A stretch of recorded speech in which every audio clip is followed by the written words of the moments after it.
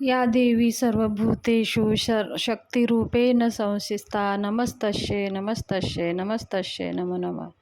चला तर मग दुर्गा अष्टमी आणि महाअष्टमी. दुर्गा अष्टमी तर प्रत्येक महिन्याला येते, पण ह्या नवरात्रीमधली जी अष्टमी येते त्याला महाअष्टमी म्हटलं जातं. ह्या अष्टमीला एवढं महत्त्व आहे आपल्या कुलदेवीचं कृपा आशीर्वाद प्राप्त करण्यासाठी. नवरात्रीमध्ये जर तुम्ही कुलदेवीची काही सेवा तुमच्याकडनं झाली नसेल, काही नैवेद्य अर्पण केला नसाल, काही तुमच्याकडनं एक देवीची सेवा घडली नसेल, तर तुम्ही ह्या दुर्गा महाअष्टमीला सेवा करा. सगळ्या नवरात्रीच्या सगळ्या पुण्य नाही केला असेल तरी ह्या अष्टमीच्या दिवशी केला तर सगळं पुण्य प्राप्त होईल आणि कुलदेवीची तुमच्याकडनं सेवा घडेल. आणि महाअष्टमीला असल्यामुळे आपल्याला हा नैवेद्य अर्पण करायचा आहे. एक नैवेद्य अर्पण करायचा आहे तरी आई भगवती प्रसन्न होत राहते. आपल्या घरावर आई भगवतीचं आशीर्वाद राहतं. आपल्या कुलदेवीचा आपल्या घरावर आशीर्वाद नसेल तर आपल्याला खूप असे अडथळे येतात. म्हणून आपण नवरात्रीमध्ये काही कारणाने तुमचं काही सुतक असेल, विटाळ असेल, अशा काही कारणाने जर तुम्ही सेवा, काही उपाय, काही नैवेद्य दाखवणं झालं नसेल तर तुम्ही ह्या महाअष्टमीला तुम्ही हे नैवेद्य दाखवा. तुमच्या घरामध्ये घटस्थापना असू द्या किंवा नसू द्या तरीही तुम्ही महाअष्टमीला ही नैवेद्य देवीला दाखवा. आणि महाअष्टमीला बघा आपण कन्यापूजन करत असतो.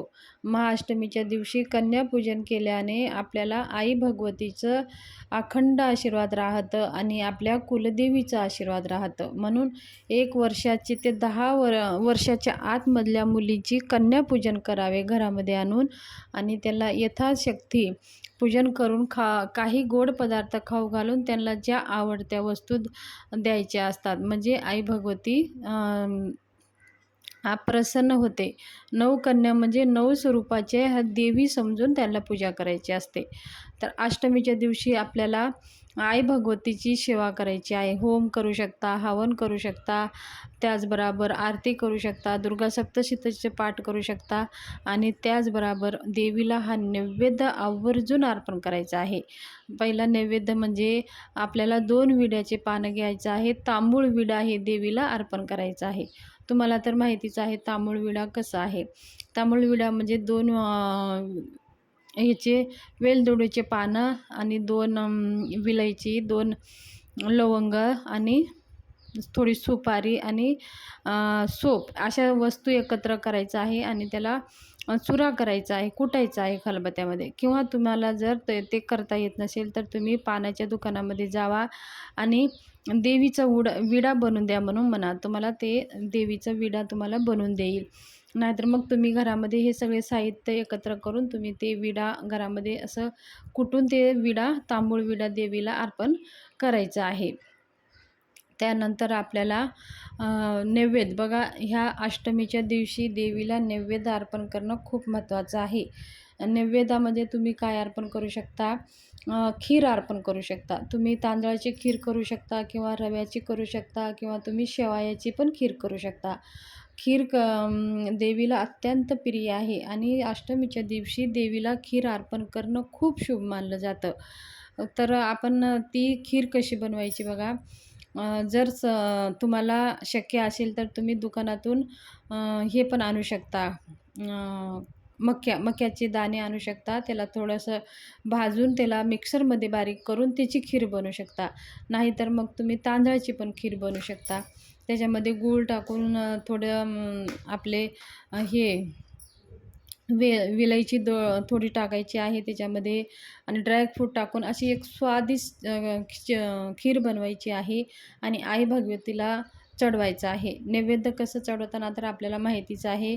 आई भगवतीसमोर एक वाटीमध्ये नैवेद्य घ्यायचं आहे आणि खाली चौकोन मंडळ करायचं आहे. त्याच्यावर पाण्याचं चौकोन मंडळ करायचं आहे. त्याच्यावरती ती वाटी ठेवायची आहे आणि त्याच्यावरती आपल्याला गायत्री मंत्राने 3 वेळा पाणी फिरवायचं आहे आणि ते नैवेद्य आईला जसं आपण बाळाला खाऊ घालतो तसं आई भगवतीला खाऊ घालायचं आहे तुळशीच्या पानाने आणि ते तुळशीचे पान आई भगवतीसमोर ठेवायचं आहे.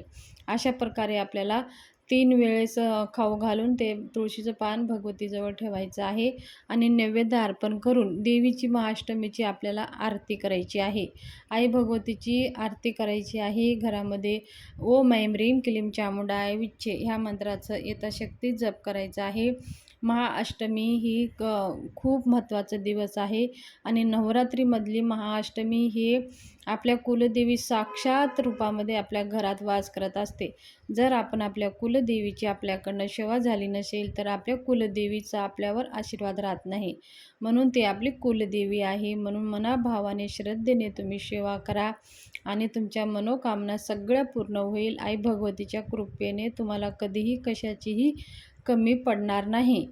तर ही छोटीशी माहिती तुमच्याशी शेअर करायची होती. माहिती जर आवडली असेल तर चॅनलला शेअर करा, सबस्क्राईब करा आणि लाईक जरूर करा आणि कमेंट बॉक्समध्ये कमेंट जरूर करा. धन्यवाद. शुभ दिवस जावो. आणि हा व्हिडिओ तुमच्या फॅमिली ग्रुपमध्ये, व्हॉट्सॲप ग्रुपमध्ये हा व्हिडिओ शेअर करा, म्हणजे कुलदेवीची सेवाविषयी सगळ्यांना माहिती कळेल. धन्यवाद. शुभ दिवस जावो.